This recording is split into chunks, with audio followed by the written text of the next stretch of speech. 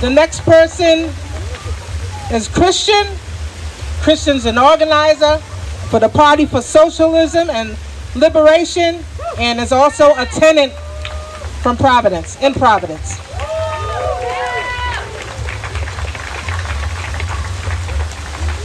Hi everyone.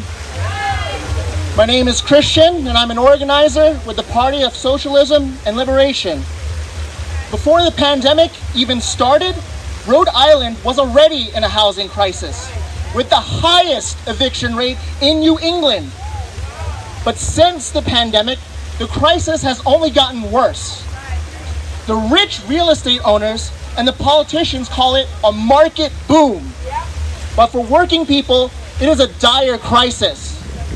People are being evicted by hook or by crook, whether because they fell behind on their rent or because their landlord doubled their rent. Hundreds have been forced to move out of the state because they can't find anyone to rent to them, let alone find a place they can afford. In housing court, every day, it is packed with people and families who face the very real danger of losing their homes and being thrown out on the street.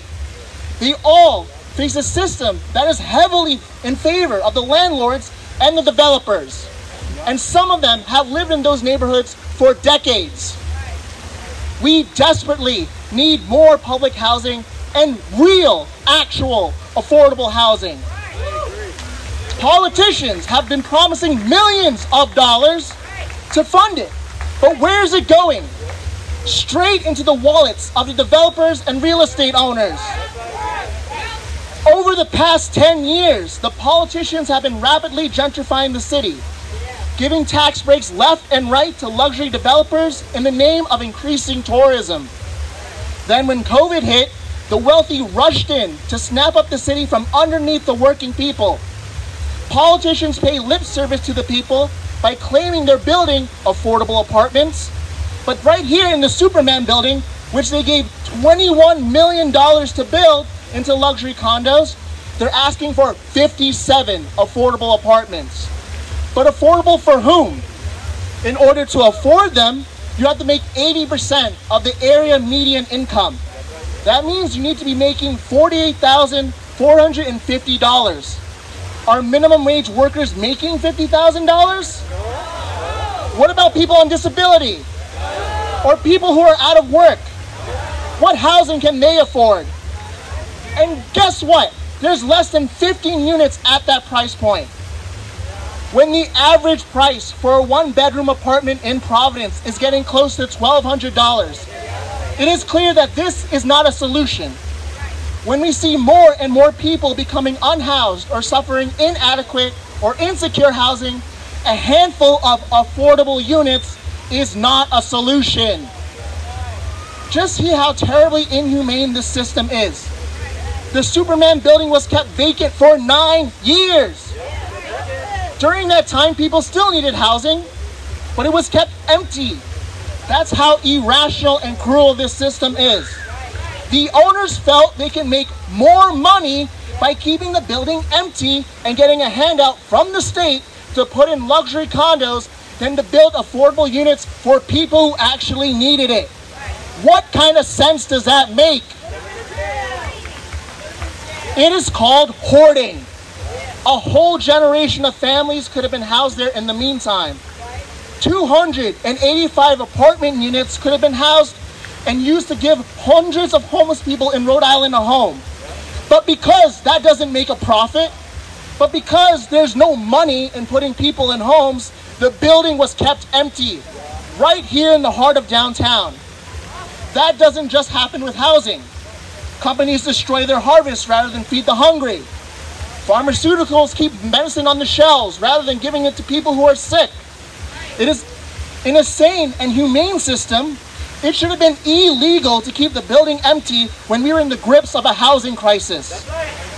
The Massachusetts real estate company High Rock, which owns the Superman building, should have been made to vacate it for keeping it empty. It is not just the Superman building, but all around Providence. Look at the south side. There are empty refurbished places that sit unused while unhoused people are desperate for a home.